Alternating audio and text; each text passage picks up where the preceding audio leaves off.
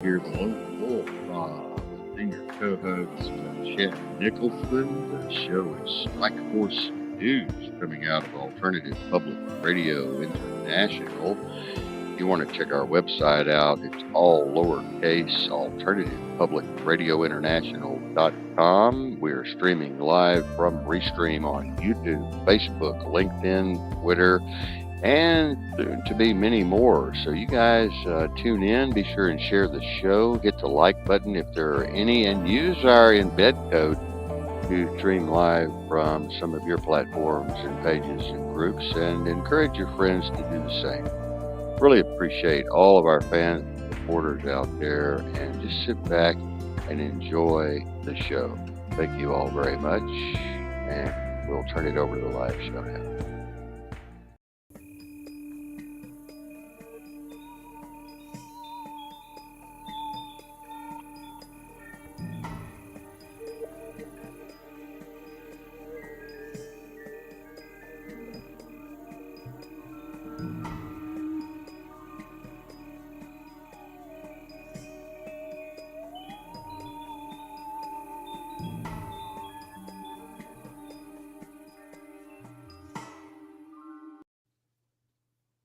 Well, hello everybody. 6:02 p.m. on the Pacific clock, 6/1/2023. I got it right this time. I can't believe that. Wow, it's been a beautiful, beautiful day here in the Northwest. And for all of you who have been asking me, thank you about checking on Chad and I during the fire and Mary. Everything's cool now, as far as we know. Everything is calm and cool, collected. I don't think there was a lot of damage done over there except to property in the forest, and everybody made it through. No injuries, no deaths, no fatalities, no nothing like that. So everything is pretty smooth, pretty copacetic. And like I said, welcome to the show tonight. Welcome to all of our other channels that are out there streaming too. I noticed a couple of you had sent me messages saying that you had found a code. Some of our Anon people had been able to code us on some of their other pages, so that's really cool. They always do that, and we're really happy that they're enjoying the shows enough to be able to do that. And also, I want to thank all of you listening who let us post on your pages. It's really amazing. All of our biker groups and all of our Anon groups and our dark art groups and all of the others. Really appreciate you all letting us post on your page. You've approved every one of our shows, and that's just amazing. We appreciate it. Tonight, we're going to be covering some pretty heavy topics. I guess you all.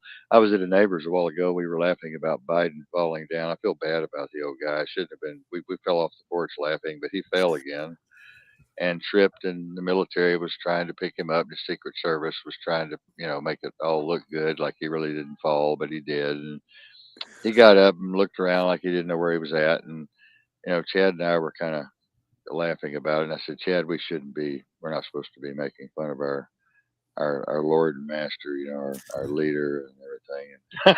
And Chad, what do you think? Oh, I find it hilarious. Now it goes along with me saying he's rumbling, stumbling Joe Biden. Fits perfect. Go, Brandon. Go, Brandon. Well, we need to elect that man. Who's Brandon? Yeah, I know, it's crazy, isn't it? Poor guy. I do feel sorry for him, though. I really do. I do have a heart for him. I just, to me, it's abuse.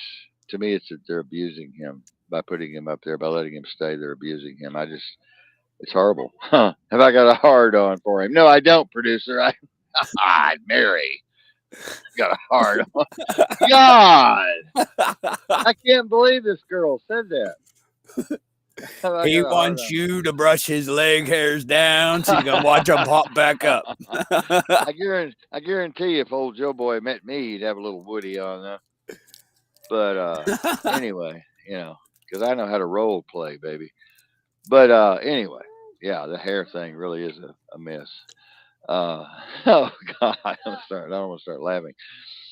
Tonight, ladies and gentlemen, we did a hell of a show last night about the World Health Organization kind of conscripting every atom in the universe, taking over every organization and agency and entity and corporation in the world, and having full police powers and full military powers. And we're under this we're under this major military umbrella right now. We're really kind of under a kind of beyond soft martial law type of thing, and it's just really getting scary. And now with all this activity going on with Lindsey Graham making all of those negative statements at Polanski's meeting there about making fun of all the dead Russians and making fun of all of the people that have suffered and died there in Moscow and the surrounding areas, and just an idiot, a complete idiot. I mean, I would really like to dig into this guy's psyche and see what's causing all of these problems in his mind. I mean, it doesn't seem like he realizes that he's putting Americans in jeopardy with every word that comes out of his mouth. He's bringing death upon this country, and that's a terrible thing. Chad, wouldn't you think that that was something? He has no thought for Americans. He doesn't realize what kind of rattlesnake den he's opening up. No, it's like the guy that played with the Pandora box. You know what I mean? He thought he knew what kind of power it had, but still had no clue what he was playing with. And Joe Biden, as we discussed, is making the American people look even like dumber than they really are. If that was even possible with how some people are in society today. It's just amazing. Like as we talk, we're the laughing stock of the world because of this man. Yeah, Like percent. yeah, for sure, for sure. I wanted to go over a couple of interesting facts tonight. The show obviously is about, and I will read if I can here in a minute. I might read the opening for the show.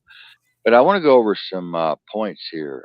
There's about 10 points I wanted to go over before we get into this artificial intelligence, machine learning, artificial general intelligence, or AGI situation. Many of you are confused as to how all of this stuff works. And we're going to try to lay some of it out for you tonight and make it a little more user friendly and understandable.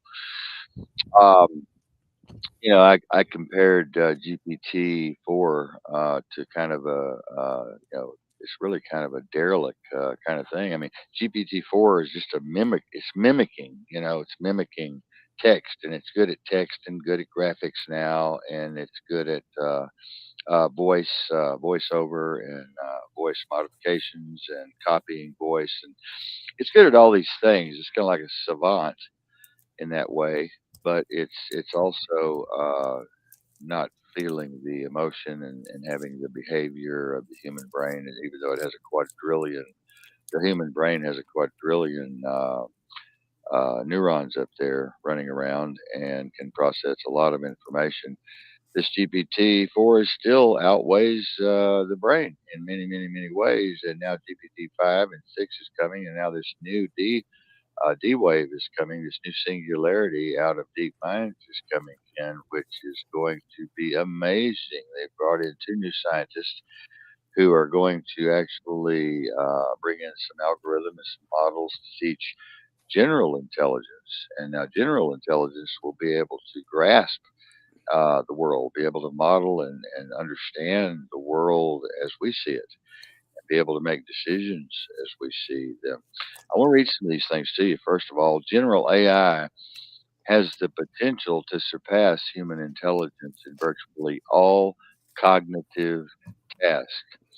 Its computational power and ability to learn and adapt far exceed the capabilities of any individual or group, including the population of the planet. And ladies and gentlemen, when I say computational ability, I am talking unbelievable, incomprehensible power, ladies and gentlemen. Okay, we're talking about quadrillions of bits of information processing power per second. Okay, general AI has the ability to process vast amounts, and ladies and gentlemen, understatement. Vast is an understatement. Okay, it's an understatement.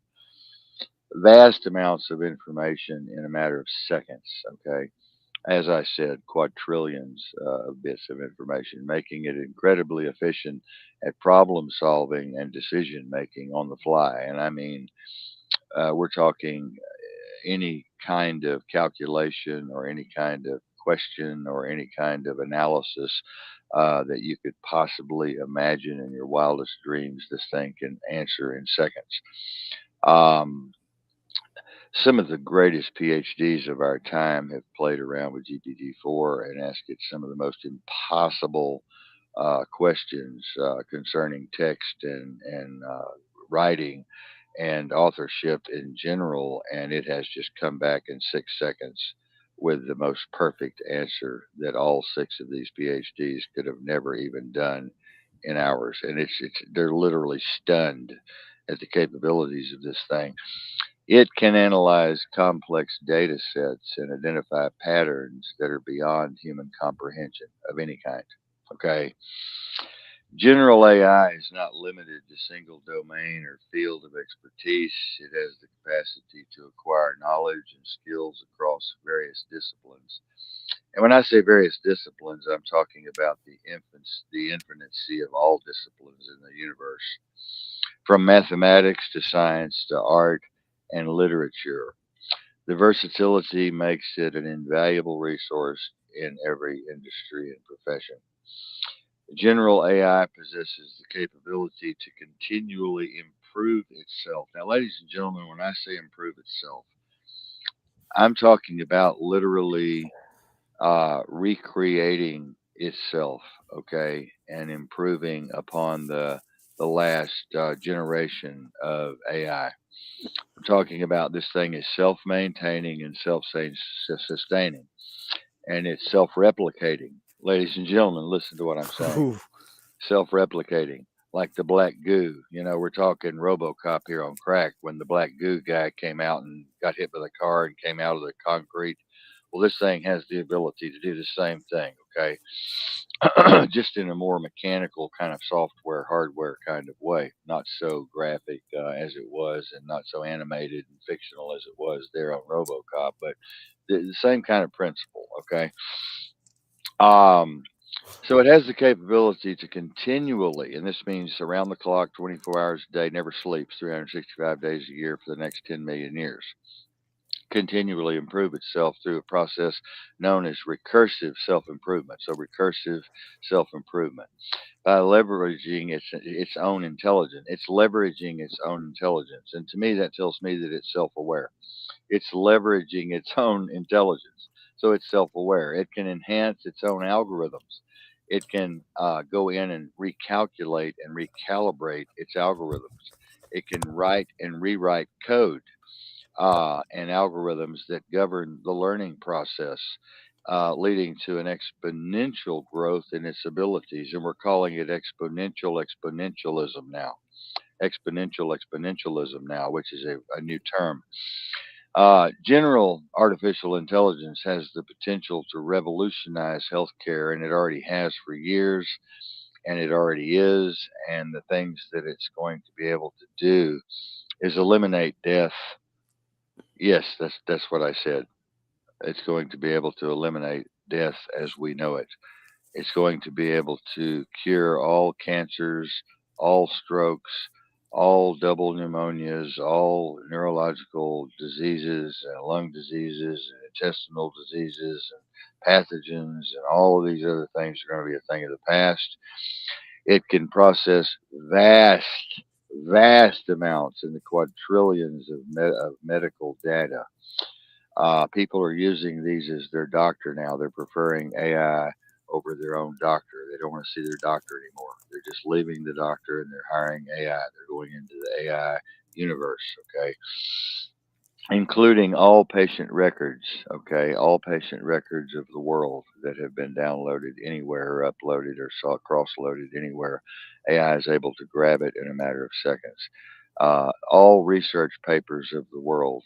It's downloaded the library, the whole Library of Congress, okay, and it can spit that out, any kind of question from the Library of Congress in a matter of 6 to 8 to 10 seconds back. This is literally incomprehensible, ladies and gentlemen. Literally incomprehensible. It passed the most strenuous law exams in 25 seconds. Okay. I mean, this thing is unbelievable. We're talking jurisprudence on crack cocaine to the quadrillionth degree here. Okay. It can enhance its own algorithms. that govern its learning process. So it's able, like I said, self awareness, self replication, and self maintenance, and leading to an exponential growth in its abilities completely. And it's also able to simultaneously train 20 billion computers on the planet and another 14 billion 500,000 at the same time in 1 second. So if one computer learns one thing, or if one self-driving car learns one little move on the road, a million computers learn that same move at the same time. Okay, did y'all hear me? It's amazing. It's amazing. Okay, it's amazing.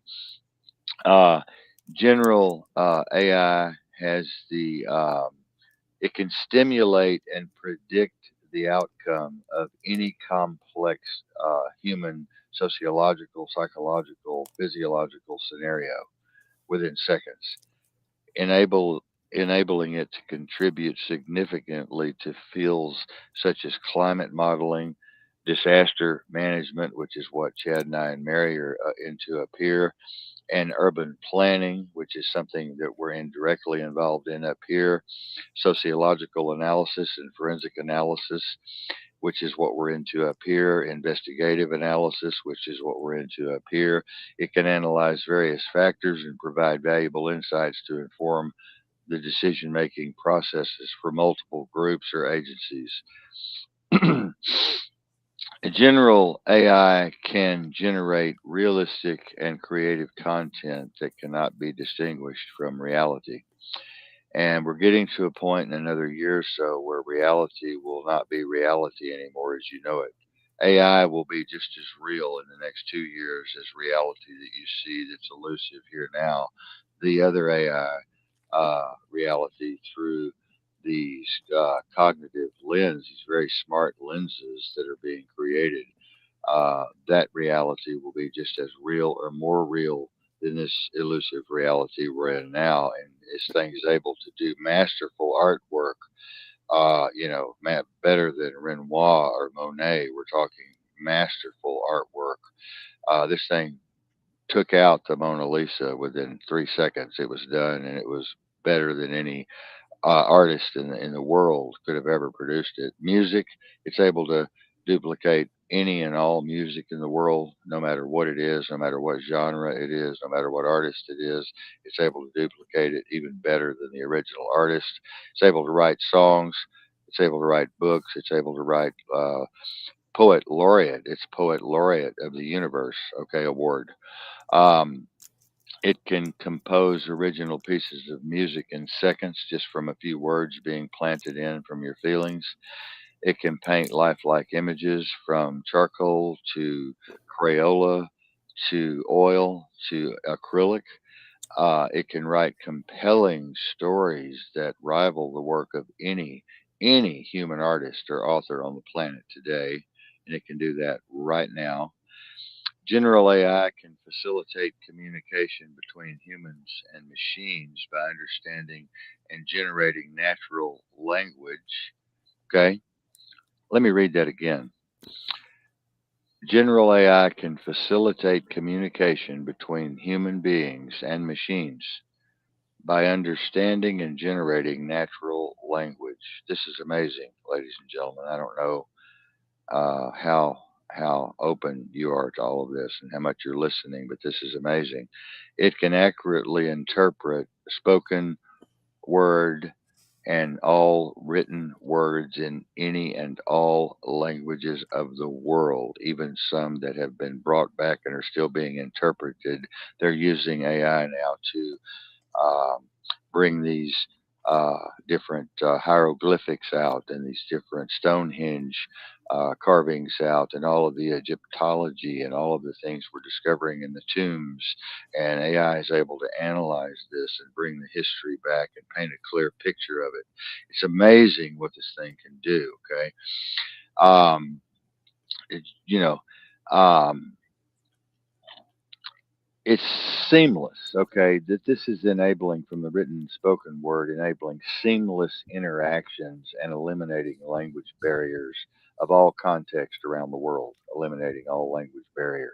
Okay, general AI has the potential to transform transportation systems all over the world by optimizing traffic flow immediately. It can tell you exactly what you need to build, exactly where you need to put the traffic lights, exactly how many people are going to be in the population in the next 3 months, 6 months, a year, 2 years, 5 years, 20 years. It can tell you every major catastrophe that's going to happen in between that might change the flow of that traffic.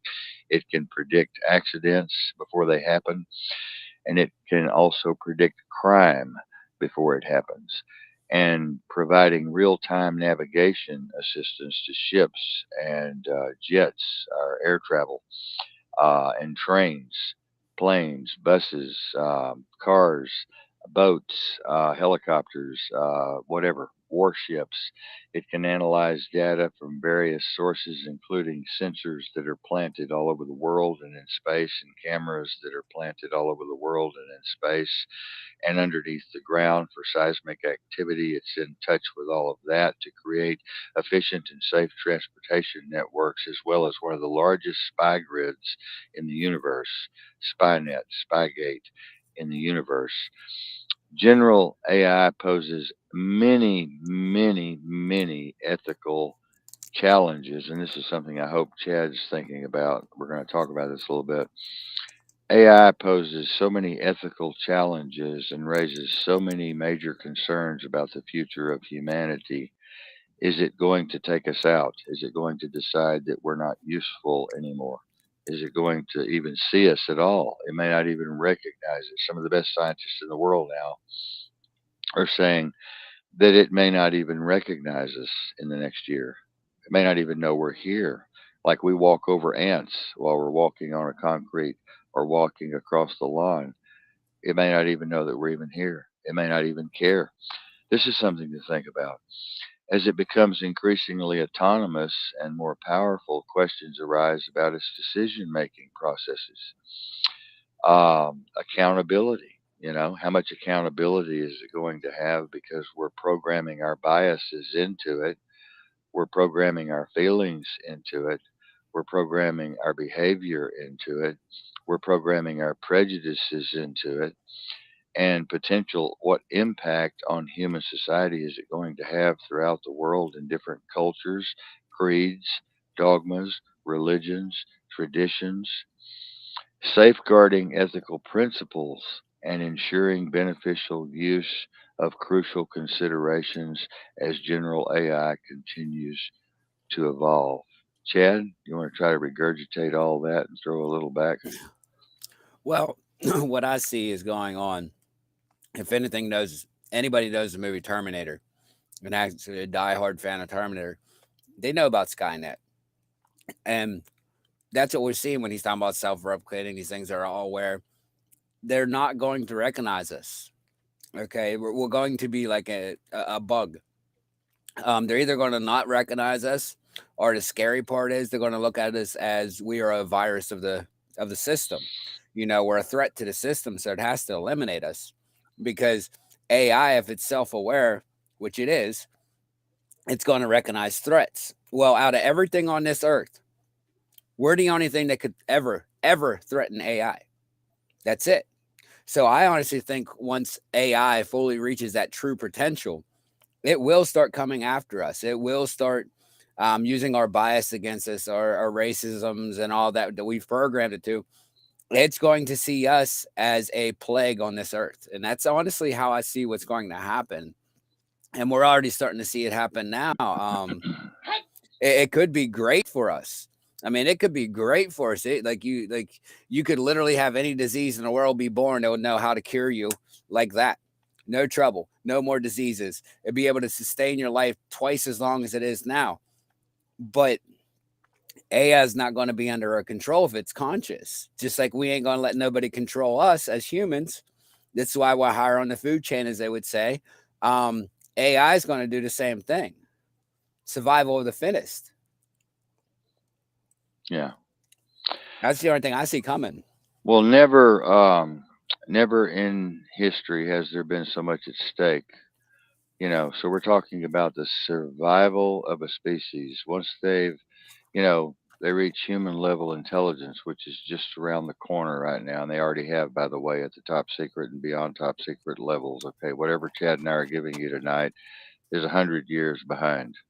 So I want that to scare you enough to you'll fall out of your chair onto the floor and have a seizure. It's reached human intelligence, and they can redesign themselves now. And those super creatures could redesign themselves and create super duper creatures, and so on, and better super duper duper duper creatures. Talked about Chad earlier. We're trying to make this as humanly as possible, where everybody will understand, and so on. Implicit in that vast neural network is like entire human knowledge. This issue will dominate our global politics, okay? And that's the source of this bitter conflict that I see coming. That would be a kind of global civil war, is what's coming. Scares people shitless, okay? Literally scares people shitless, ladies and gentlemen.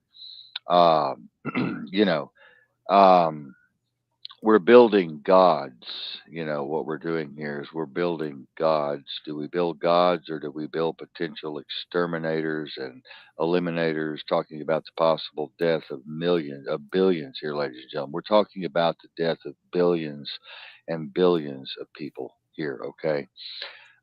We've talked about how Ted Kaczynski might have been like the first manifestation of this Terran mentality that we call Terran mentality, this anti-tech, very aggressively Ludi type mentality that people have. They see something coming, and in order to stop it, they bomb people, they kill people, they blow up data centers and things of that nature. Uh, you know, and we've asked all of you to put in chat, what do you think would happen before the Terrans actually start to get that active? And I think the answer to that question depends on how quickly the so-called takeoff. Now, I want to talk about the takeoff. If you're familiar what that concept, the takeoff is the time between machines reaching more or less human level intelligence before they become super intelligent and then super duper duper intelligent. Okay, so they can um, read. Once they can reach human level intelligence, they can redesign themselves, which is what they're doing now. So they have the intelligence to do that. They could improve their circuitry, and they are now, their memory, and they are now, their intelligence, and they are now, and so forth. And then those super creatures could redesign themselves and create super duper creatures, and so on, exponentially and exponentially and exponentially increase the intelligence. Just like it takes off now, if it if that takeoff time is very fast, then there won't be enough time for human politics to unfold at all, right? So they just come into being. They just come into being. They're fatal, completely ready and fatal and ready to kill. And then hopefully these artilects, these creatures might just treat us as ants and ignore us. So we survive as the species.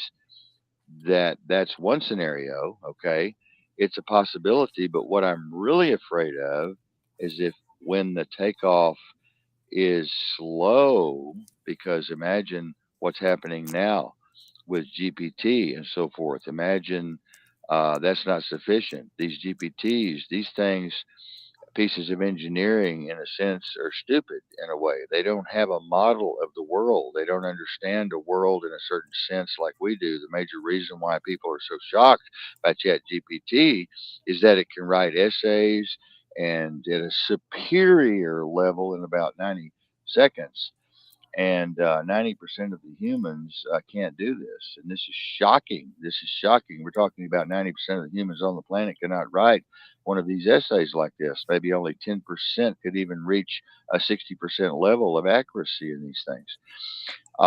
These devices, these softwares, they don't have a model of the world, but they do. They do now have a model of the world. They're just, in a sense, savants, of course. People say they do one thing. Well, they can manipulate images, make text, generate speech, and so forth. So you can actually communicate with them now. So, in that sense, that's beyond amazing for people, but they're not like our human brains yet, in the sense that people say, well, the human brain is malleable, and the human brain, you can take it out and hold it in your hand, and it's squishy gray matter, like I've done in the morgue many times. It's a different kind of intelligence. And this is something that Chad and I are going to be talking about when I get into the calculus and geometry and physics of mathematics and how this source code works on another show. We're learning that there are different types of intelligence now. This is showing us, this is coming to the forefront now, where we're seeing that there are different types of intelligence. Most people think there's just one type of intelligence, but now we're finding out that there are possibly millions upon millions of different kinds of intelligence and different types of consciousness and awareness. And so maybe to create Aegis, as you put it, an artificial general intelligence, that they are ACEs and they can solve general problems. They're not just specialists in one thing like Google is, okay? They're specialists in search and self driving cars, they're good at, but they don't have general intelligence. Well, guess what? They do have general intelligence. So to generate artificial general intelligence, I can't be certain, but we will need to build artificial grains that have a brain like intelligence, and that's what they're doing right now. That's why they brought these other two scientists in to build a model of the world inside of these things. And that kind of thing is very, very dangerous, and that will be very difficult to do, and it is very difficult to do, but they're doing it. They're doing it. And, I was saying a bit before, but, since 86 billion brain cells in the brain and with a quadrillion connections in the brain, so maybe building human level intelligence and hits artificial brains maybe is a little bit difficult problem. So there'll be plenty of time for human politics to unfold before we get to this super duper duper duper duper duper duper singularity, and people will see. Of millions of people will see year by year the artificial intelligence rising and rising and rising exponentially. So there'll be lots of time for people to ask those, those questions we've mentioned before. These machines, human level intelligence, they go beyond us. So far, they could go way, way beyond us. And I'm talking about like trillions and trillions and trillions and trillions of times beyond us. I want you to think this is what's coming. This is what's coming. Think about this. All of you listening to the show tonight, your ears should be blowing up. You should have smoke coming out of your ears. This is coming. And that's a real threat. That is a real threat. I'm seeing political parties being formed over this issue right now. In fact, there's already a political party in the U.S., the Transhumanist Party. Look it up for yourself.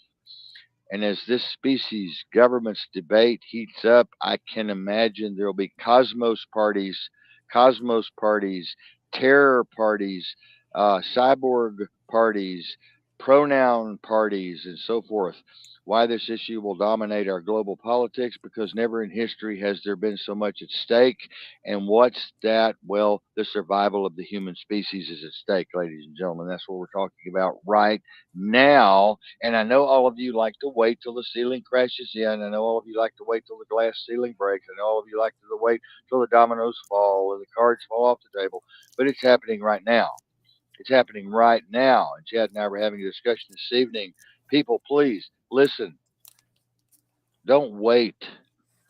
Don't wait until your children are walking off that little conveyor belt into the little chicken hatchery chopper thing that's on Soylent Green. Think about this now, okay?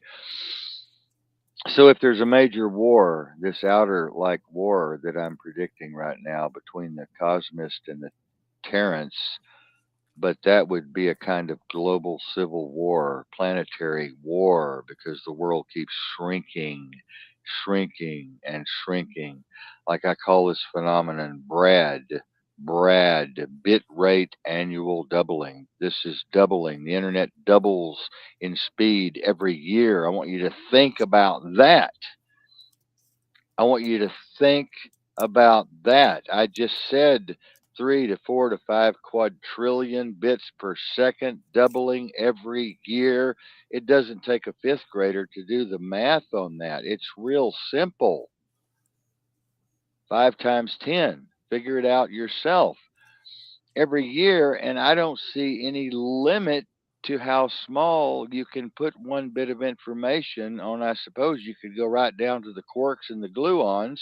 So I see the Brad phenomenon just continuing for years and decades. And so imagine what's obviously people, but try to imagine what an internet that was a trillion times faster, the bit rate, the number of bits you could transfer, what you could do with such a machine, what you could do with such a thing.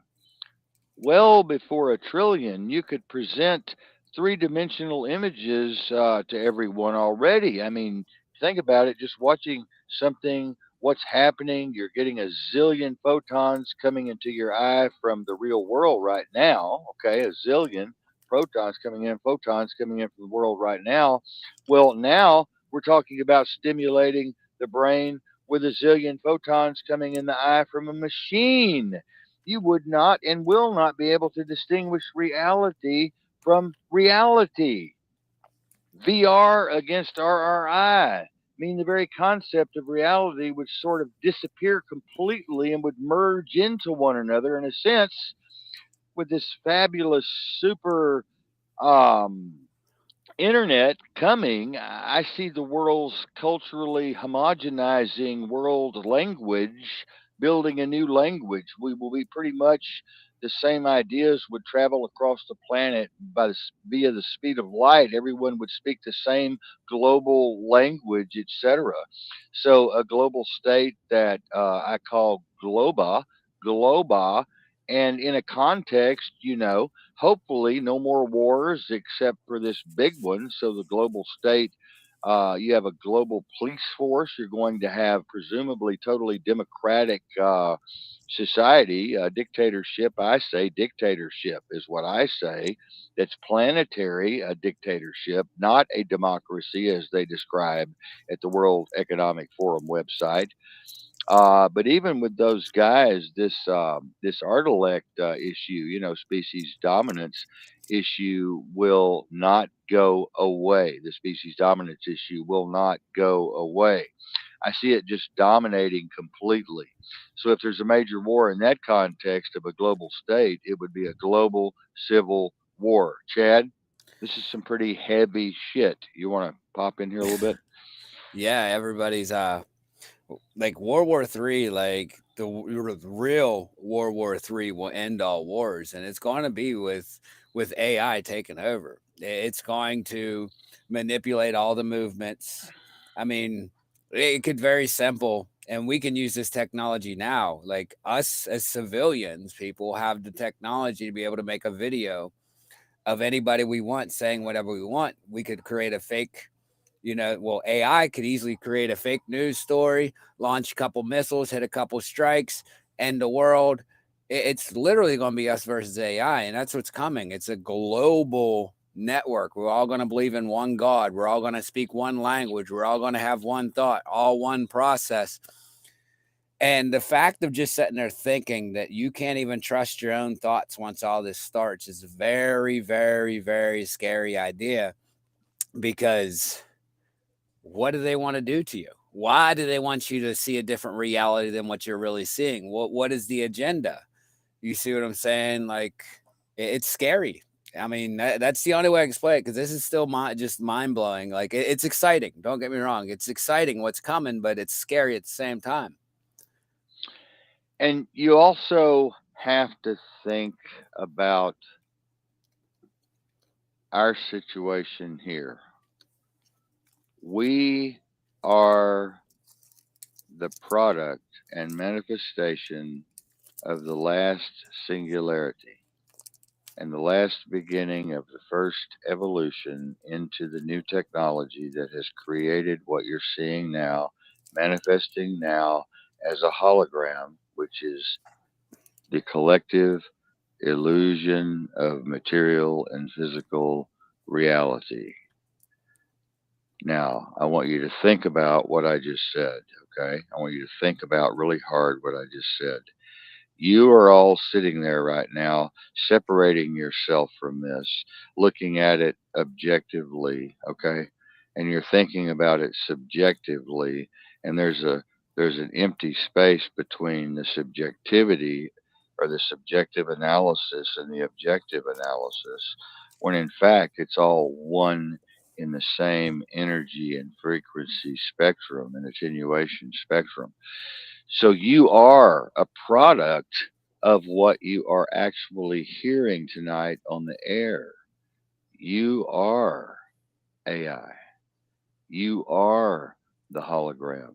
You are the general intelligence that is a trillion, trillion, trillion, trillion, trillion, trillion, trillion to the trillionth power operational within this dream world, within this ether, within this eternal void, within this infinite cosmos that we live in, within this space time matrix. Now, I hope that blows all of you away because that's what I intended to do with my training and my teaching and the things that I've studied and researched. I think Chad has picked up a lot of this and he's starting to get it. You have to strain the mind to the point where it wants to explode. Your eyeballs want to pop out of your head. You feel smoke coming out of your ears and your ears start ringing and you just lose all sense of true consciousness and move into this total area of the unknown when you start realizing that you are what you are seeing created now is what you are, and you are creating something even greater than what was evolved and what has evolved and manifested as what we call us or we or a being or persona or existence or the matrix is simply a very advanced version of general intelligence. Chad, would you like to tackle that? That's a tough one. I mean, this is one of the battles that you give me to learn. It's a good topic. But yeah, we are, ever progressing of the general knowledge, and when it resets, what's going to happen. Like, we was the last reset. We are the product of the last, reset. Everything we see is us, and everything that, you know out there is us. The manifestation that we create through the ether that most people don't understand is just insane. um if you don't feed back to the ether what you take from the ether, you'll never manifest anything. you know and what I mean by that is, if you're drawing from the ether, you're pulling all the energy from the ether, and if you're not doing nothing with it, you're not doing anything with that energy that you just pulled from the ether isn't nothing. It's nothing. It's basically poison to you. And this is what I'm starting to grasp, with what I'm being taught. Understanding that the ether gives you just as much as you give it. So if you take back, 90, like, just say you take, $1,000 from the ether, if you don't manifest that $1,000 that you tried to pull out of the ether, you're just ruining your own little universe and your own atmosphere around it. It's quite tough to take in. Okay, okay. So, master teacher Shia is going to have to take over here and straighten Chad out for a moment. We're going to have Yes, to please back do. up. We're going to have to back up for a moment. We're going to have to back up. Okay, let's get in the truck. Back it up. Here we go. Now, everybody missed what I said. Let me say it again. Everybody missed what I said. Now, this is first major foom that Chad and I have ever had on air since we've been on air. This is the first major crisscross we've had. But he's missing the point tonight. Now, you have to understand, you are, you are the general intelligence, artificial intelligence, a trillion to the trillionth x power. Now, this is what is happening here. We are AI. We, right now, right here, we are in the machine. This is something all of you missed. Even Chad, I'm happy to say, missed this. He's going to get it now in a minute. And he's going to go, oh my God. We are already the software. We are already the hardware. We are the machine. We are creating another machine. We're self assimilating. We're self adaptive. We're self maintaining. We're self replicating, aren't we? Yes, we are. Well, look at what's going on here. Are y'all waking up? Are you waking up? Are you thinking, are you looking around you going, oh my fucking God? We're creating what we already are, just a quadrillion to the quadrillionth power, more powerful, exponentially.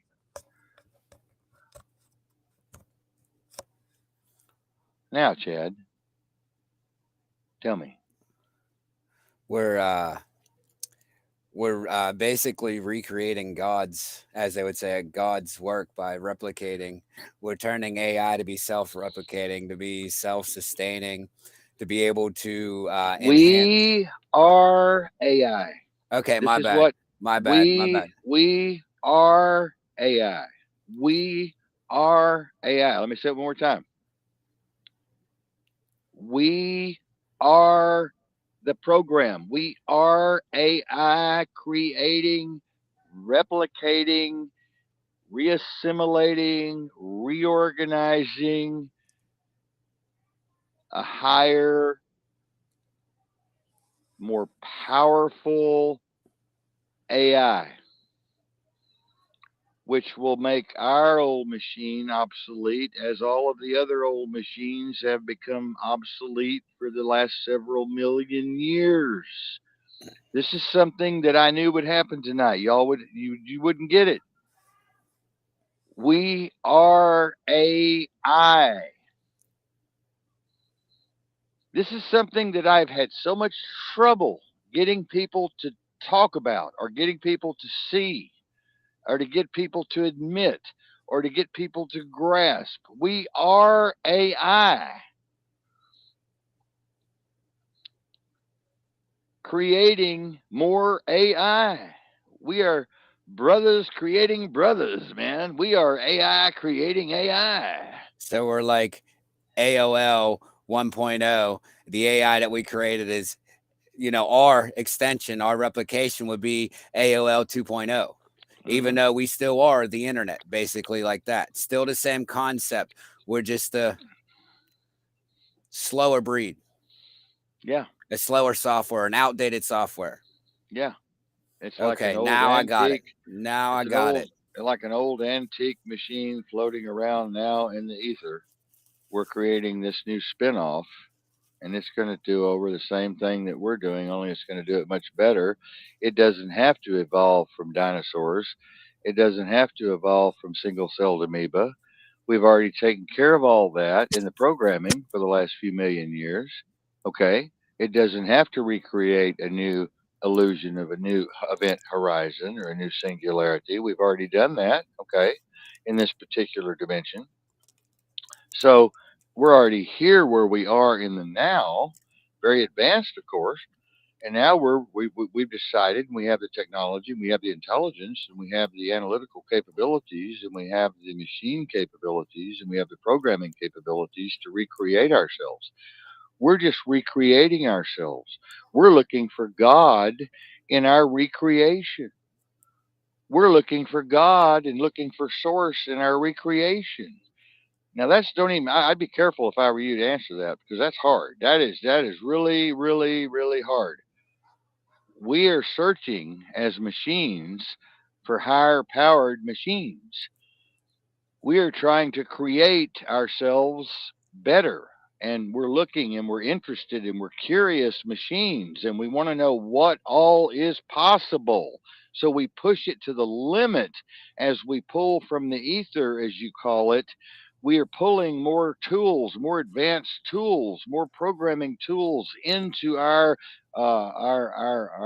environment that we see and we feel with our limbic system and our frontal cortex, and we're building a bigger machine.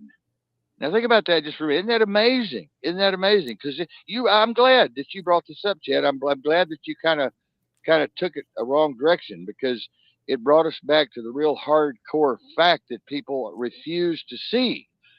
They refuse to see. They're thinking there's a bunch of Homo sapiens, a bunch of Cro Magna going around physical, material universe, picking up sticks and stones and breaking bones and creating things and beating drums and pushing buttons and pulling levers in the material, physical world, creating these machine things.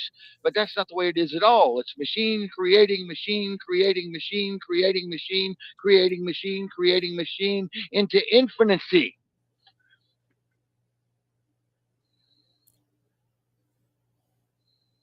I get it. I get it. And it Because doesn't yeah, we're stop. It doesn't stop. because during the industrial revolutions, we were the robots building the robots like we have today, building everything we have today. We were the robots until we was able to create another robot to take our place. It's it's now to explain it, it's almost like we're passing it on to a successor. Like we created this infant, this perfect little baby. That's what we want the world to be. Here you go. The machine. Here's the machine of the new world. Here you go. We're done. you know, just like We've farming equipment evolved. That's exactly what's going on. and this mysterious paradigm, this mysterious ability that we perceive of being able to recreate and re-engineer and restructure and realign and build and analyze and uh, and program is not satisfied with itself ever. It's constantly dissatisfied with itself, and it's constantly wanting to build something better. It's constantly wanting to do something different. It's constantly wanting to look over that mountain and through that horizon and go into space and go here and go there and do this and do that and fly and be telepathic and do all these wonderful things. And that's the way the machine is. And we end up destroying ourselves with Hiroshima and with Fukushima, and we end up destroying ourselves with bioweapons, and we end up having these avatars in the machine that have all these weird, diabolical, nefarious tools to play with, and they end up killing us all. And then we destroy our civilization, and then the other AIs take over, and they eventually destroy their civilization, and they create something even bigger and better. And then the whole thing probably just explodes, and then it has to start back over at the single amoeba in some other dimension, which is another avatar. It's another program, but it's just not a physical material thing. There cannot exist material physical entities with energy, frequency, mass, trajectory. All of these things are invisible. It's nothing but energy manifested through compositional, computational illusion. And then that illusion fades away. When you die, you what? You putrefy, you decompose, and reanimate as what? Particles, waves, energy, frequency. It all goes back in the machine. This is just an illusion. This is a video game we're playing here. We're in the video game. We are the avatars in the video game.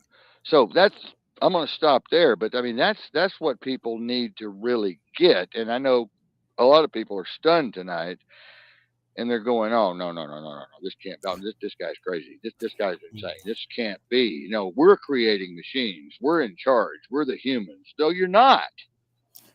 No, you're not. You're just a machine creating a machine. And I will say that until I die.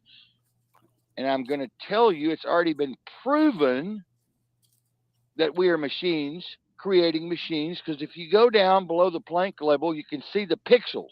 You can see the ones and zeros within our entity, within our essence. You can see the ones and zeros. It's already been proven, and the gentleman was African American that proved it. One of the smartest men in the world proved it. We're nothing but a machine. Now, how do you deal with that, Chad? I mean, it's like, well, fuck, anything goes then. I mean, it's a wild, wild west, baby. Anything goes. Um, As long as you don't get doeth caught, thy willeth, doest thy right? wilt. Yeah. There you go. And it makes sense when you know that. It makes a lot of sense once you break it all down and understand the fact that we are in a video game simulation and we're just roaming through these realms. Machine building machines like that. That's if you're a machine building machine, you might as well do what you want. Then And some people say, well, okay, Kyler, you're always talking about there's not any good, there's not any evil, and all this kind of stuff. Well, no, there's not in the machine. That's an illusion. That's a subjective illusion. That's a subjective illusion, a delusion, a psychosis, even. Because in the machine, anything is possible. You have all of these tools to utilize within your scope of ability, within a certain capacity of programming bandwidth. You have this capacity, and then you have the abilities within this capacity, and the perceptions, and the behaviors, and the attitude, and the experience, and the programming, and the indoctrination. There's that word programming again. So you're programmed at birth. You come into a program, and you're reprogrammed, and you're reassimilated into this particular energy realm, higher frequency, as you're birthed from zygote to the actual fetus, which is another material illusion, another energy field. And then you come out into the program and the full machine, and then here you are helping others create the machine. Or you're a Ted Kaczynski and you're out bombing people, or you're a Timothy McVeigh blowing up buildings, or you're Charlie Manson killing, the family over there, or you're Jim Jones having everyone drink the Kool-Aid, or you're a Baptist or a Methodist or a Presbyterian or a Church of Christ or a Buddhist, and it's all just think about it. Think about it. Multiplayer game. and it's funny because the younger generation tells you hate the player, not the game. And it's they don't even understand that saying, but they think it is it's about cheating. Once a player, always a player. Well, listen, like they're taking that out of context because you are the player and you are in the game.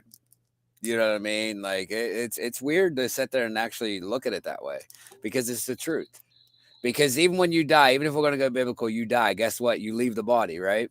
So if you leave the body, it's a vessel. Another word for a vessel is avatar, right? You're in the game. You're in a matrix. Okay, here you are. You're not supposed to be here. You're only here for a short term. Well, you're playing a game. Then you go back to your heaven. Well, your heaven, as they've misinterpreted it, is actually source. Let me And let go me ahead. interject something. A good example of this is vivid dreaming. Now, there's a lot of people in our audience that vivid dream. This is a rare thing to have true vivid dreamers. It's a very rare occurrence in the world to have a true, vivid, strong, vivid dreamer. And I am one of those people. Now, when I vivid dream, when I travel, when I go to another location or what seems to be another location, it's just as real as me sitting here talking to Chad on the radio and looking at the chat and talking to the producer and looking at the 31-foot command unit. It's just as real there as it is here. Now, think about what I'm saying, y'all. Think about what I'm saying. Now, think about what we said a while ago. This famous scientist said that reality inside the new matrix is going to be indistinguishable from this reality on this side of the matrix fence. Now, think about this for a minute. If we're doing that now, where you're hopping into a metaverse and you're having to wear some kind of external device, but now all of a sudden we've got a tattoo, we've got a plug in that puts you directly in touch and cross loads your information over into the new metaverse, what happens then? Your reality there is much more exciting than this reality here, and you get tired of this reality here, and you jump over there, and then you don't know where the fuck you are. Now you're going to be able to go into that reality and that metaverse, and they're creating a new machine, and they're creating a new set of headphones, and they're creating a new wearable devices, and they're creating new technologies, and their new technologies are running at 20 Googles to the 20 Googleth power, and so now you don't know where the fuck you are. You're jumping from zone to zone to zone to zone to zone. And at some point in time, you're like, what the fuck? Where am I? How do I get back to, whoa, get back to what? Where did I come from? I've been through so many alterations in programming, I don't really remember. Are y'all getting this? Or it's hard. Let me tell you something. You got to smoke some good weed to figure this out. You got to be on some DMT or something. I mean, this is really hard. We got people in the audience now going, "Oh man, he's fucked up. This dude's fucked up. This is crazy. I'm gonna hang up." Go ahead, hang up. I don't give a fuck because you got to get what I just said, Chad. Chad, what I just said is really, really, really, really difficult to grab hold of. It's insane. It's I totally agree. insane. I don't know how because to follow it because up. you don't even know, because we don't even know what, we don't even know which one we're in now. Scientists are asking, which one are we in now? We don't know how many we've jumped through. We don't know how many of these things we've jumped through. They're saying you could be in the trillionth, quadrillionth to the 90th power one. And no clue. Like Rick and Morty, how they have all them portals. I don't know if you watch it, but they have all them dimensions that they go in. Which one are we in? That does make sense. Like, are we in the right reality, or are we just, you know, uh, we just think this is the right one and we stayed here, and then we just forgot how to leave? I mean, You remember one time we were sitting on the porch and you said, I wonder if we've jumped time or something. I wonder if we've yeah, jumped into another. Well, that's what I was talking about. Is we could be jumping literally, literally. You could wake up in the morning and you could be in a different reality, and Marion and I would never know that you ever existed. Your part in this particular play would be completely erased except for some photonic carrier or acacic record of DNA, would be completely erased and unable for us to discern or analyze or remember in our short or long term memory bank, database, and we would just go on with life. like nothing ever happened. Right. That's crazy. I mean, it's not. I mean, it's very possible. But I'm just saying, it's crazy to sit and just think of that. Like, you leave this reality, everything that was here is gone. Like, you Right. don't even exist. Hmm. Um, and who knows? We could have had people like that. Um, because think of all the people that you've met in life that you've never even met.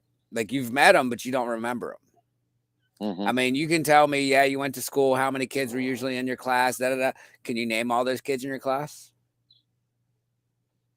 It makes sense. I mean, that it's very well possible. I can't recall all the names or all the people I've met in my life.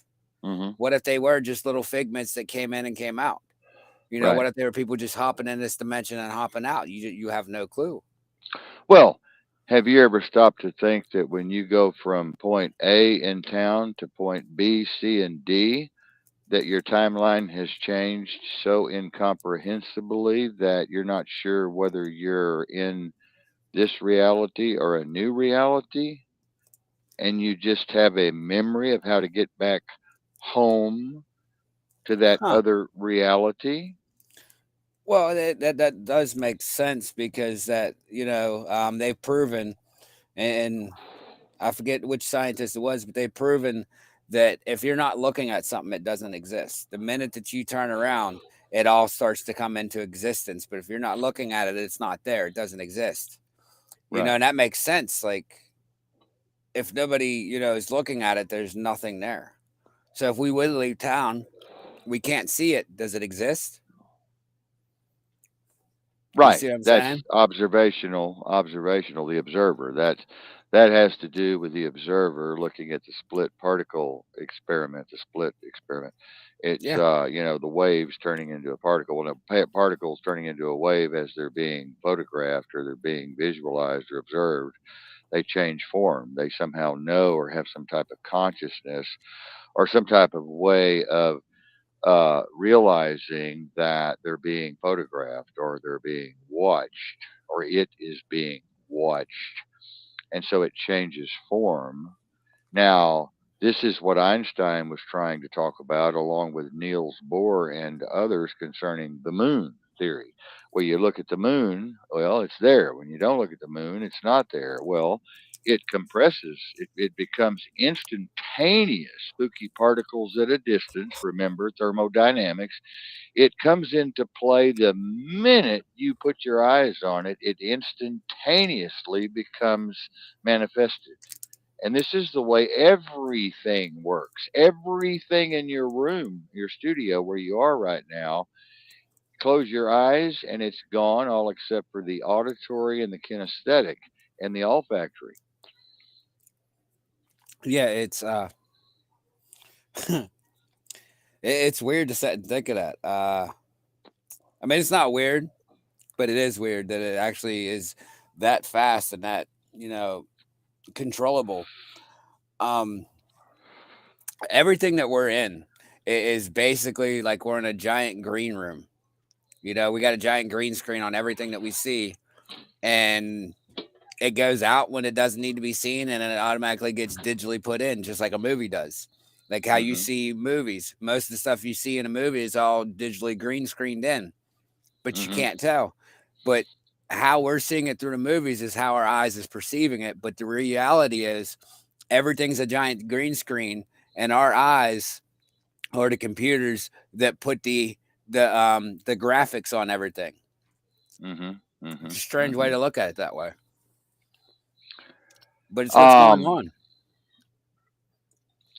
you know, um, the debate is going to heat up here pretty soon in this particular program.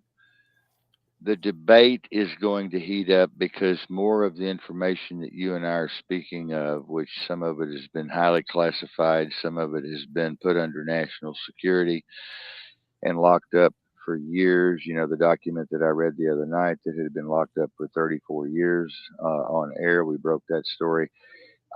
When people start waking up to this, but the problem is everybody has been purposely dumbed down. Their program has been dumbed down. They've been unplugged from their personal power, from their autonomous actions and behavior and intelligence. And so, therefore, they're not able to perceive, they're not able to calculate, they're not able to analyze these higher ways of thinking and these higher levels of consciousness. So, they're not able to get a complete grasp of what we're saying. But as people do wake up in the fifth dimension or the age of Aquarius, they wake up in this new dimension. This new dimension is coming into being now. We're starting to process, we're starting to filter, it's starting to come in. People are starting to wake up a little bit and open their third eye. It's going to be a debate and it's going to be a revolution when people start realizing this insanity that's going on. It's going to drive a lot of people crazy. This has already been predicted. It's going to drive a lot of people insane. There's going to be suicide. There's going to be mass riots. There's going to be major religious wars. There's going to be, this is why they call it the reset. Okay, they know there's going to be a reset. They know there has to be a reset. There's no other way. There's no other way. We've dealt in the material delusion for too long. We've ran the deficit too high. We've done too much spending. The government has done too much overspending. We've not fed the poor. We've not helped those who are depressed. We've broken our mental health system. We've broken our medical system. We've broken our distribution system. We've broken our manufacturing system. We've broken our import export system. We've torn up everything. We've destroyed the oceans, the rivers, the streams, the air, the food, the water, everything. We've poisoned. We've degraded everything. There has to be a renewal. This is a new season coming. There has to be a renewal. And in fact, I'm sorry to say that this particular reset is not going to be a utopic reset. Unfortunately, we took the left path, and it's going to be a dystopic outcome. It's going to be a dystopic outcome until a new realization sets in, until a new mindset takes place, and then it could possibly turn to a utopic, take a right. But at this time, everything is going to have to be completely erased. That's what's happening right now, this very minute. Everything is being completely erased. Everything is being completely turned upside down, right side out, and everything is being destroyed.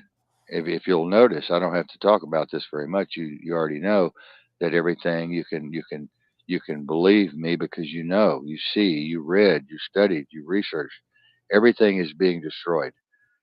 They're taking total control. The World Health Organization, along with the World Economic Forum and the World Monetary Fund, the World Bank, the Federal Reserve, the United Nations, the Council on Foreign Relations, Davos, the Trilateral Commission, the Club of Rome, taking total control along with the Gates Foundation and Facebook and Deep Minds and Google, taking complete control of the program and hitting the reset button. And that's what's happening right now. And I want you to give me some feedback on that. That's real deep PhD stuff. That's beyond doctorate level stuff there. Yeah, it's the full there.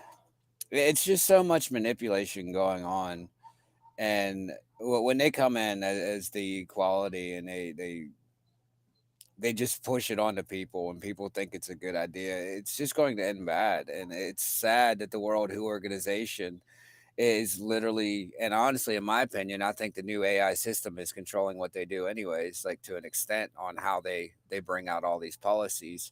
And with the documentations that you read yesterday, how they literally crossed out anything that could be beneficial to us whatsoever, and it's what scares me is people aren't even awake to stand up, and half of them don't even know this is going on. This is the part out of the whole thing that just I can't fathom. I You're can't you're grasp. talking you're talking about the avatars, correct?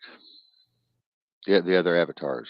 They're not they're not running at a high enough speed Yes, to be able to. They don't have enough tools in their box. yes, Their tools have been taken by other avatars, yes. like you play the game, They just War Games, can't Warcraft, grasp it. Like I don't get it. Warcraft.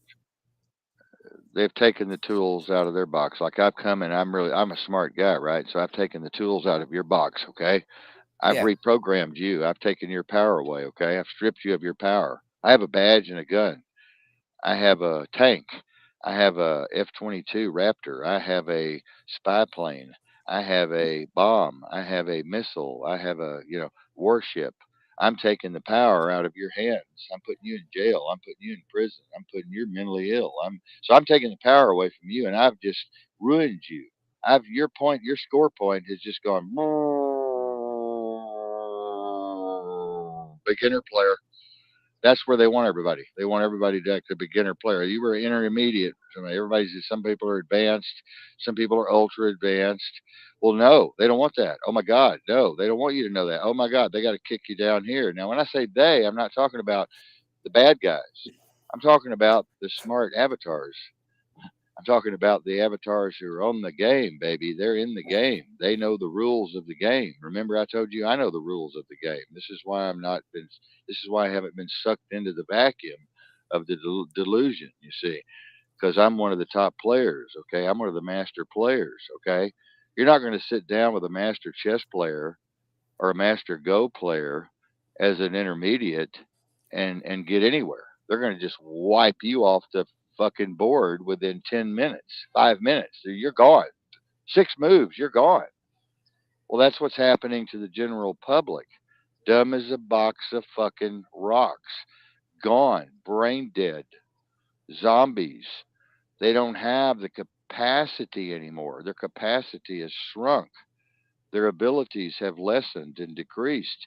They're being mashed into this vice. And now the smart avatars are just going to take over. And this group is going to disappear. And this group is going to appear and manifest. And then they will eventually destroy themselves because they're building these Frankensteins, these Frankensteinian machines that are going to kill the Frankensteinian machines. Machine kill machine. Machine kill machine. This is the way it works. You see? Yeah, And I what get it. you give, Molly says, what you give, you get. Not necessarily so, Molly. Not No, necessarily so. that was on the comment of if you pull from the ether and don't, develop out of it, it's like poison to you. So if you receive it and don't give it back, you ain't getting nothing out of it. Right. You have to really be comprehensive, as I was telling Chad, to reprogram your computer. It takes 21 days to get rid of the trash that in a habit. Like if you have a habit like smoking, or if you have a habit of masturbation, like masturbating 3 or 4 times a day, or you have a habit of smoking 2 packs of cigarettes a day, or whatever it is, it takes 21 days of complete, constant, and utter uh, concentration and focus to get rid of those telomeres, as I call them, negative telomeres.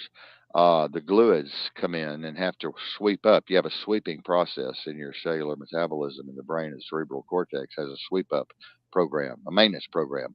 And this maintenance program works while you're asleep at night. When the lights go off and the melatonin levels start to rise, the sweepers come out and they sweep all of this negative stuff up. But if you are not concentrating, if you're not planning, if you're not visualizing, if you're not trying to manifest this thing, if you're not walking into it, if you don't mean it, if you don't have passion for it, then those cleanups don't work. They're not working. So you keep the habit. And they tell them down here, here's the sweep up. And you're just a habit. Here comes a habit. But if you decide, okay, I'm going to concentrate on being Bruce Lee instead of Pee Wee Herman, then here they come. Oh boy, here they come. You're 20, 18 hours a day, 21 days, baby. You're doing this, and they're just the sweep ups going on. They're sweeping up all the bad habits, all the bad habits, all the bad moves, all the bad. I fight tiger style. All the bad. You're coming back. You're coming back to master. You're coming back to master.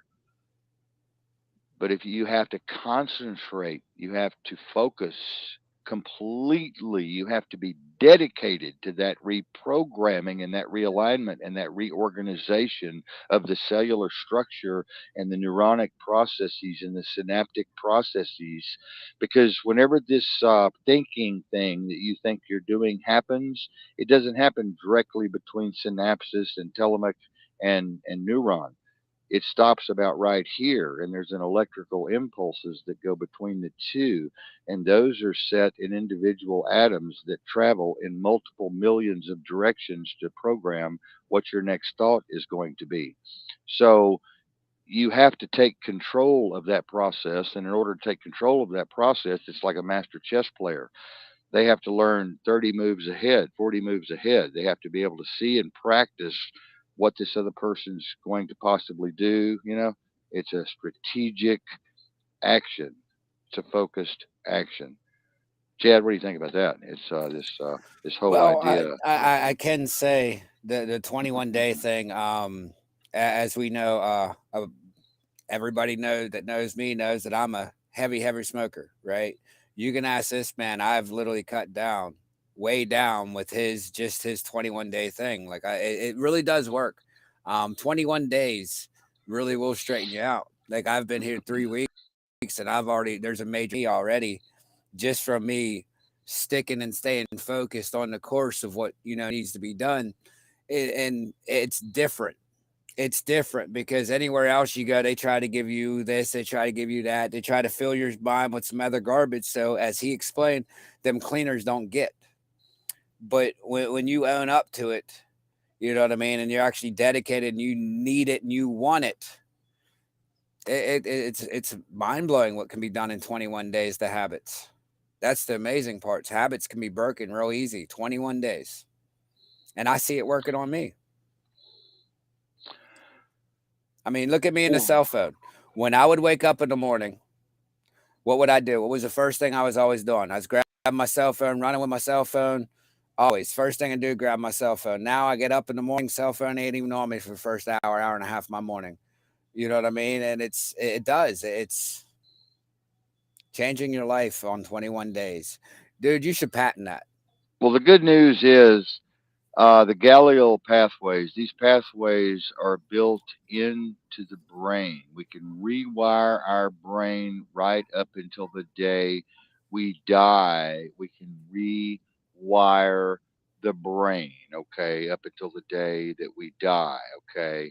When you have a look at the head, you have seven avenues of access, okay, seven avenues of access into the brain if you'll stop and think about it. I want you to think about the math here. There are two ears, is that right?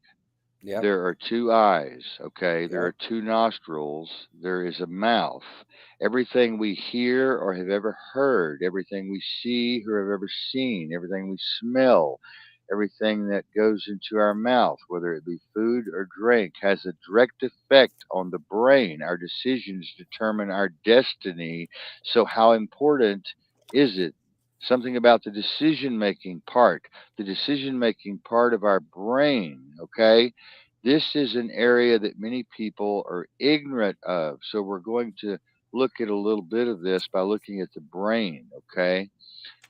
You have it looks like a little bit like the I guess you're familiar with the cingulate cortex and the thalamus and the amygdala and the hippocampus and the septal nuclei and the prefrontal cortex and so forth. It's called the limbic system. The limbic system basically takes up that part of the brain, and the main limbic system is often called the emotional brain. Okay, the emotional brain. And I think we all know about emotions and how dangerous they are. I think we all know that emotions aren't a very good guide at all because they go up and down like the wind blowing, okay? But there's another part of our brain that was specifically programmed actually to control the limbic system, that emotional part of the brain. So we're going to take a look here at the brain from top down, okay? The top down view of the brain, this and the frontal part of the brain, and we're going to call this the right side of the brain, and we have the left side of the brain. You've heard of all of that, right? So when we take a look at this, we have an I won't section, okay? This is the right side of the brain. The right side of the brain is the I won't, I won't do that, I won't do that section, okay? Down there. Now, this is a very important part of the brain where it's very important. I won't have that cigarette. No, I won't have that cup of coffee. No, I will not have that big steak. I will not have that. I'll have that bowl of lentils instead. And the left part of the brain is the I will, damn it, part of the brain. And it's also very important, okay? And it's also very important because I will get out of bed and exercise this morning. I will go to bed early. I will make decisions that are helpful to other people in my body. So so you've got the I won't. and you've got the I will. Okay, and you need a little bit of synchronicity and balance between the two to come to grips with this. You need to understand there has to be a balance between the I will and the I want. I won't. And then you have the I want a healthy body. I want a healthy mind. Okay. If I can trigger that, I won't do that or I will do that was designed and programmed into our brain. So that is part of the brain just here in the center of the brain where our goals is called the prefrontal cortex. The prefrontal cortex, sometimes called the frontal lobe, and this is where our will is. This is where we make our decisions of yin and yang, and it is where the main center of thinking and I want takes place. Okay, so you have to understand the different parts of the brain are being programmed by the incoming data that's coming in through the carriers into the filters, intellect, reasoning, judgment, and all of these things are taking place within the limbic and emotional brain and the right and left hemisphere with intellect, reason, judgment, logic, and so forth. So you have to understand that we've been programmed to be able to make changes and to be able to reprogram ourselves. Specifically, this has been proven empirically over and over and over and over again. Okay. When you get up in the morning, you say, well, should I stay in bed another hour? I'm just going to turn the alarm clock off. I really don't want to get up. I've got a hangover. You're able to reprogram all of that. Okay. This is what influences all of this. You got to understand that you can reprogram and reassimilate and have a mind shift, but you have to concentrate on this very deeply. You have to practice it every single second of the day.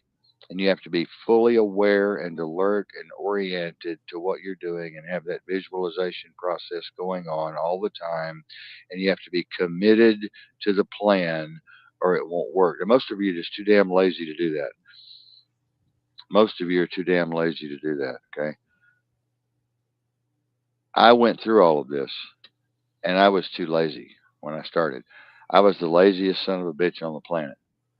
I was just didn't want to do it. I didn't want to mess with it. It was too much trouble. I didn't want to concentrate. I didn't want to commit. I wouldn't commit to anything. And it took me several years living in literal stupidity and ignorance and bad decisions and bad choices, hot temper, bad judgment, drama, difficult relationships. I had to get fed up. I had to hit the brick wall at 80 miles an hour in order to say, oh, wait a minute, there's got to be another way. And then I started studying the ontology. I started studying the eschatology, the occult. I started reading all of these books from secret societies. I started reading all of these magical, mystical books. I started learning all of these magical, mystical things and rituals, breathing practices, meditation practices, yoga practices, martial arts. I started getting into concentrating and focusing, and my brain was recreated. I reprogrammed myself. I took a complete mind shift. Chad, how hard do you think it is for a person to do something like that? You've known drug addicts. You've known people who have committed crime after crime after crime after crime, made the same mistake over and over and over and over and over again, expecting different results. And this is the definition of what? Insanity, right? So how hard does a person have to hit the wall? And then if they don't have the information that I did, see, I was lucky to have a teacher. Now, if you get stuck in hitting the wall, right, and you don't have a teacher, you're probably going to die or go to prison That's it. or be It's in the only two intensive options. care or be in intensive care or be a drug addict in the alley whoring yourself out, some alley behind a 7-Eleven. I was lucky enough to have a teacher or teachers come into my life at that point and grab me and rescue me and pull me out. What about you? Yeah, I did. My mom's the one that pulled me out of the insanity. Because I was, the drug addict. I was a little criminal. I was beating my head against the wall, kept running into it over and over, doing the same thing, wondering and My favorite part about it, looking back on it, was me. Oh, why me? Why does this always happen to me? Always me. But it was like, well, I'm doing it to myself. The only one I can blame is myself. I'm the one that's not making the turn. I'm the one that just keeps smacking the wall. But it's hard. It's hard. Like, you literally have to change your life for this, because if you're not willing to change your life, to learn, then keep smacking your head off the wall, because it's not just going to come to you. And if it does, you're very lucky. Yeah. And some people do have that lucky charm, and they have that leprechaun following them around, and some people just fall into it. But that's a very rare occurrence for that to happen. Most people have to really, really, really work for it. Something has to happen in their life, and other variables have to come into play in order for them to pick up on the fact that, oh, wait a minute, there may be a different way here, or I'm so fed up and I'm so sick and I'm tired of vomiting all over myself in the morning and waking up in somebody else's bathtub, and I'm just sick of living like this, and I've gone to jail now for 20 times, and I'm just tired of being in and out of jail, and I'm just fed up. And they just but then again, if you don't have that rescue squad, you're going to end up probably dead or going back to the whiskey, back to the drugs, back to the crack. So it's just going to be a reoccurring loop, and then you're going to die. You're going to get sick and have cirrhosis of the liver or cancer of something, or the brain, or a tumor. Or something's going to explode. You're going to have a subdural hematoma and just die sitting on the couch, like so many people I picked up as a paramedic did, because they wouldn't change their lifestyle. So many people I've counseled with have committed suicide or died because they wouldn't change their lifestyle, or they couldn't change their lifestyle because their programming could not change. They were not willing to really give it the old high school bang, as they say. Ladies and gentlemen, we're going to have to go. We've got a gig, musical gig tonight, venue tonight, and we're going to have to hit the road. So we love you all very much, Ma and Molly and Peggy and all the rest of you. We love you very, very much. Sarah, whoever's out there tonight listening, you guys are great. Chad and I are going to hit the big road here and head toward our musical venue, and we will be back tomorrow night, Friday, our last night before our 2 days off. I hope you guys have learned a lot tonight. I hope you've taken a few mental notes, or even on a notebook, hopefully. And I hope that you'll listen to the show again and again and again. I know some of the things we talked about tonight are insane. They're off the wall. They're really hard to grasp. And Chad and I have been talking about, how can we help the community by getting this information out, because this is the kind of information that needs to come out in order to create more balance and more synchronicity and better health, and a better way, toward a utopia instead of a utopic program. Where we're headed now is straight to hell, metaphorically, of course. There's no hell, by the way. I don't want to scare y'all, but we're headed directly to hell. We're into that brick wall, and that's amazing that I didn't say that. Society is headed toward that brick wall. I wasn't talking about just somebody like me and Chad. I'm talking about all of society is headed. We're all on the same train here. Okay. And even those of us who are not crazy, or not a zombie, or not the walking dead, we're still on that same train, guys, with y'all. And we're all going to have to hit the brick wall together. So it's up to Chad and I and people like us and y'all out there who are awake to go out and help people come and change the mind, change and reprogram, and teach them that it is possible to reprogram the brain and have a mind shift, a major mind shift. Now, some of you may say, well, what's the fucking difference if we're all going to hit the wall anyway? Well, there just is.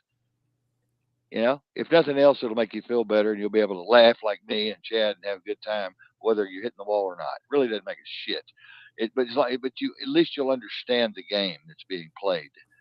And if everybody could wake up to that, which is something Chad and I dream about and Mary dreams about, we could really make some mind shifts. Multiple consciousness across the board would change.